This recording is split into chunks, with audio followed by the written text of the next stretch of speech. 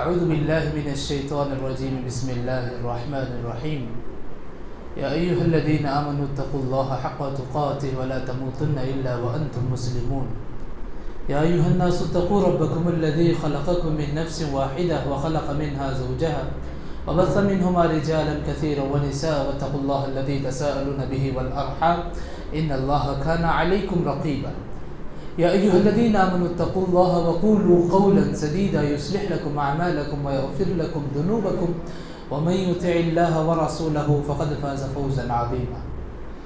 معزز نوجوانان اسلام، پردہ نشین خواتین ملت، عزیز طلبہ اور طالبات، رب العالمین کا بے پایا شکر اس کا احسان ہے جس نے ہمارا انتخاب کیا کہ اس رب کی عبادت کے جس نے ہمیں پیدا کیا. ورنہ دنیا میں لوگ تو بہت ہیں، عبادتیں نہ جانے کس کس کی کرتے ہیں. یہ اللہ کا فضل، کرم، شکر، احسان ہے کہ رب العالمین نے ہمیں رب کی عبادت کی توفیق عطا فرمائی. اللہ رب العالمین سے دعا ہے کہ وہ ہماری زندگیوں میں استقامت نصیب فرمائے، ایمان کی دولت سے مالا مال فرمائے. چنانچہ جیسا کہ آپ نے جو ہے آج کی تراویح میں پارہ نمبر 2 الحمدللہ مکمل سماعت فرمائی، اور ہم عشاء کے درس میں قرآن مجید کی آیتیں اور بعض صورتوں کی جو فضیلت، عظمت آئی ہے، صحیح احادیث کی روشنی میں سننے کی کوشش کریں گے. مسئلہ یہ ہے کہ بہت سارے ایسی روایتیں جو ضعیف ہیں اور ہمارے معاشرے میں بہت پھیل گیا ہے اور اس کی پابندیاں بھی بہت ہوتی ہیں. وجہ یہ ہے کہ قرآن کی آیتوں کی صحیح سند کے ساتھ کون سی آیت کی فضیلت آئی ہوئی ہے، کس عمل کے لیے آئی ہوئی ہے، کس بات کے لیے آئی ہوئی ہے، کس موقع کے لیے آئی ہوئی ہے، یہ جاننا ہمارے لیے ضروری ہے.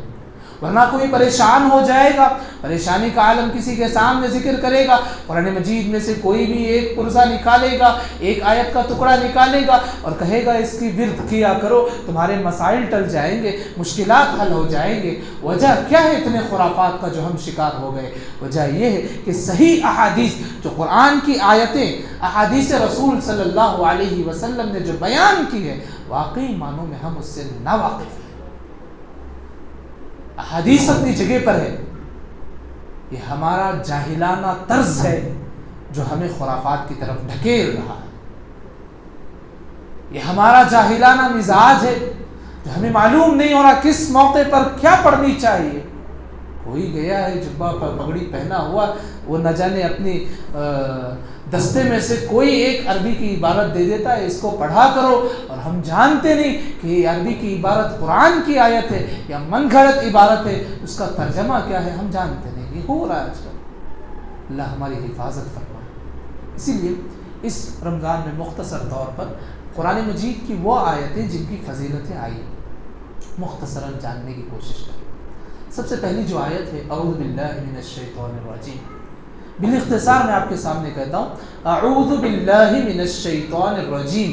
اس کا ترجمہ یہ ہے کہ میں رب کی پناہ میں آتا ہوں، اللہ کی پناہ میں آتا ہوں شیطان مردود جو رب کے دربار سے دھتکار کر کے بھیجا گیا ہے، اس کے شر سے، اس کے فتنے سے، اس کے وسوسوں سے رب العالمین میں تیری پناہ چاہتا ہوں.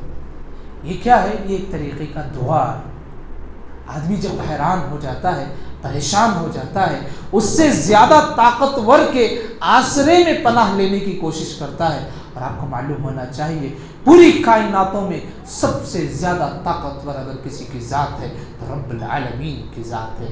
اسی لیے کوئی پریشانی ہو، کوئی وساوس ہو، شیطان کے فتنے ہو، کوئی فتنے کا شکار ہو جائے، آپ فوری طور پر یہ عبارت پڑھ سکتے ہیں اعوذ باللہ من الشیطان الرجیم. اسی طریقے سے یہ تعلیم دی گئی قرآن مجید کی تلاوت شروع کرتے ہو فوراً جو ہے شروع کرنے سے پہلے شیطان سے پناہ طلب کر کے قرآن کی آیتیں پڑھنا یہ ہمارے لیے بہت ضروری ہے. اسی کے ساتھ ایک اور آیت ہے بسم اللہ الرحمن الرحیم. ترجمہ کیا ہے؟ اللہ کے نام کے ساتھ جو بڑا نہایت رحم کرنے والا، نہایت رحم و کرم کرنے والا ہے. رحمان اور رحیم دنیا میں بھی رحم کرنے والا ہے، حشر اور نشر میں بھی رحم کرنے والا ہے. اس رحمان کے نام کے ساتھ تم شروع کرتے ہو۔ بسم اللہ کی تعلیم کی بڑی اہمیت ہے، مختصراً میں آپ کے سامنے بول دیتا ہوں۔ ہر کام تم شروع کر رہے ہو بسم اللہ سے کرو، ہر کام، ہر کار خیر اچھا کام کرنے جا رہے ہو بسم اللہ سے کہو۔ صحابی رسول وحشی رضی اللہ عنہ اللہ کے نبی کے دربار میں آتے، سوال کرتے، یا رسول اللہ مجھے لگتا ہے کہ میرے گھر کے لقموں اور نوالوں سے برکت ختم ہو گئی ہے۔ اللہ کے نبی صلی اللہ علیہ وسلم نے انہیں تعلیم دی کہ سیدھے ہاتھ سے کھاؤ، مل بیٹھ کر کے کھاؤ اور اللہ کا نام لے کر کے کھاؤ۔ اسی لیے کہہ رہا ہوں ہر کار خیر میں بسم اللہ کو نہ بھولو۔ رات کو سو رہے ہیں بسم اللہ پڑھ کر کے دروازے بند کرو۔ میں خواتین سے مخاطب ہوں، بسم اللہ پڑھ کر کے اپنے برتنوں کو ڈھانک کر کے سویا کرو۔ دروازے کے اندر گھر میں داخل ہو رہے بسم اللہ پڑھ کر کے جاؤ، نکل رہے بسم اللہ پڑھ کر کے نکلو، کاروبار کی طرف جا رہے ہو بسم اللہ پڑھ کر کے جاؤ، گھر کی طرف آ رہے ہو بسم اللہ پڑھ کر کے آؤ، مسجد کی طرف آ رہے ہیں بسم اللہ پڑھ کر کے قدم آگے بڑھاؤ۔ میرے بھائی ہر کام میں بسم اللہ کو لازم پکڑو، ورنہ آپ کا کام ادھورا رہ جائے گا، یاد رکھو۔ کیوں؟ کیونکہ اس میں بسم اللہ کا نام نہیں ہے۔ اسی لیے بسم اللہ الرحمن الرحیم یہ ہماری زندگی کا ایک حصہ ہونا چاہیے۔ بہت سارے لوگ ہیں جو اپنی زبان پہ نہ جانے کیا کچھ کہتے ہیں، کوئی کسی صحابی کا قول، کوئی کسی ولی کا قول، نہ جانے کیا کیا لوگ کہتے ہیں۔ میں آپ لوگوں سے یہی مشورہ دیتا ہوں، آپ کے دوست احباب میں بھی کوئی ایسے ہیں جو نہ جانے ولیوں کے، کسی صدیقین کے، شہداء کے ورد بار بار لیتے ہیں، انہیں آپ مشورہ دو یہ کہ ان کو پیدا کرنے والا رب العالمین ہے، ورد کرنا ہے، بار بار نام لینا ہے، رب العالمین کا نام لو۔ نام لینے کا بڑا آسان طریقہ ہے بسم اللہ الرحمن الرحیم۔ یہ باختصار اعوذ باللہ اور بسم اللہ کے تعلق سے میں نے آپ کے سامنے رکھی۔ اسی کے ساتھ ساتھ ایک اور صورت ہمارے درمیان جو تقریباً ہر نماز میں پڑھی جاتی ہے، کیا نام ہے؟ سورۃ الفاتحہ۔ اس کی اتنی اہمیت ہے، کہا گیا جس کی نماز میں سورہ فاتحہ نہیں اس کی نماز مردود ہے، اس کی نماز غیر مقبول ہے۔ ہر نماز میں سورہ فاتحہ کو دہرانا، دیکھو اس کی اہمیت ہمیں اس سے واضح ہو جاتی ہے کہ سورۃ الفاتحہ کی اہمیت کہ ہر نماز میں جو آیتیں پڑھی جاتی ہیں اس کی اہمیت کتنی شریعت اسلامیہ میں دی گئی۔ اللہ کے نبی نے کہا والذی نفسی بیدہ، قسم ہے اس ذات کی جس کے ہاتھ میں میری جان ہے، تورات میں نہ انجیل میں نہ زبور میں کوئی ایسی آیتیں، ایسی صورت نازل ہوئی کس کی طرح؟ کہا وَإِنَّهَا سَبْعٌ مِّنَ الْمَثَانِ، 7 آیتیں جو نازل ہوئی ہیں سورۃ الفاتحہ کی، وہ قرآن عظیم ہے۔ اللہ کے نبی نے کہا وہ قرآن عظیم ہے۔ میرے بھائی یہ سورۃ الفاتحہ بہت معمولی سورہ ہمیں لگتا ہے، یاد رکھو جو سورہ فاتحہ کو صحیح معنوں میں سمجھ گیا وہ رب العالمین کا تعارف صحیح معنوں میں حاصل کر گیا۔ جو سورہ فاتحہ کو صحیح معنوں میں سمجھ گیا اسلام کو صحیح معنوں میں سمجھ گیا۔ جو سورہ فاتحہ کو صحیح معنوں میں سمجھنے کی کوشش کرتا ہے واقعی اس بندے کے دل میں میدان محشر کے ہولنا کی تعریف ہوتی ہے۔ اس کی ہر ایک عبارت اللہ اکبر، اللہ کی تعریف، دعا اور مشرکین یہود اور نصارہ کے طریقے سے آدمی اپنے آپ کو دور ہو کر کے خالص اسلام کے راستے پہ آنے کی کوشش کرتا ہے۔ یہ سورۃ الفاتحہ دکھنے میں 7 آیتیں، اللہ کا شکر ہے ہمارے گھر کا ہر بچہ اس سورت کا حافظ ہے، اس سورت کو یاد کیا ہوا ہے۔ ہمیں معلوم ہونا چاہیے یہ سورت اللہ کے نبی نے کہا ام القرآن، قرآن کا نچوڑ ہے یہ سورت، پورے قرآن کا نچوڑ، ام القرآن، قرآن کا نچوڑ کون ہے؟ کون سی سورت ہے؟ قرآن، سورۃ الفاتحہ۔ اور اسی طریقے سے سورۃ الفاتحہ کی اہمیت میں ایک اور بات آپ کو بتا دوں، جو مانگو گے سورہ فاتحہ پڑھ کر کے، دعا کرتے ہو سورہ فاتحہ پڑھتے ہو، دعا میں یاد رکھو سورہ فاتحہ پڑھا کرو، سورہ فاتحہ پڑھا کرو، کیونکہ بندہ جب خالص للہیت کے ساتھ سورہ فاتحہ پڑھتا ہے اس کی ہر عبارت کے بعد رب العالمین کا کلام بھی منقول ہوتا ہے۔ حدیث جبرائیل ہے، ایک بندہ کھڑے ہو کر کے رب کے دربار میں جب کہتا ہے الحمدللہ رب العالمین، ساری تعریف اس اللہ کے لیے جو سارے عالموں کا رب ہے، سارے عالموں کا رب ہے، جب بندہ کھڑے ہو کر کے یہ دعا کرتا ہے اللہ تعالیٰ فرماتے ہیں اس بندے کے لیے حمدنی رب عبدی، کہ بندہ میری تعریف کر رہا ہے۔ میرے بھائی کوئی معمولی ہستی نہیں، بندہ یہاں بیٹھ کر کے سورہ فاتحہ پڑھ رہا ہے، عرش الہی سے رب العالمین حمدنی عبدی، میرا رب میری تعریف بیان کر رہا ہے۔ جب بندہ کہتا ہے الرحمن الرحیم، رحم کرنے والا ہے، رحم کرنے والا ہے، اس کے جواب میں رب العالمین کی جو عبارت ہوتی ہے اثنا علی عبدی، میرے بندے نے میری حمد و ثنا پھر سے کی، ایک بار تو حمد و ثنا بیان کر لی، ایک اور بار حمد و ثنا۔ جب بندہ کہتا ہے مالک یوم الدین، قیامت کے دن کا مالک تو ہے، اللہ رب العالمین اس بندے کے لیے کہتے ہیں مجدنی عبدی، میرے بندے نے پھر ایک اور بار میری بزرگی بیان کی، میری تعریف بیان کی۔ اللہ اکبر۔ بھائی ہم یہاں بیٹھ کر کے سورہ فاتحہ پڑھ رہے ہیں، ہمارا تذکرہ عرش الہی پہ ہوا۔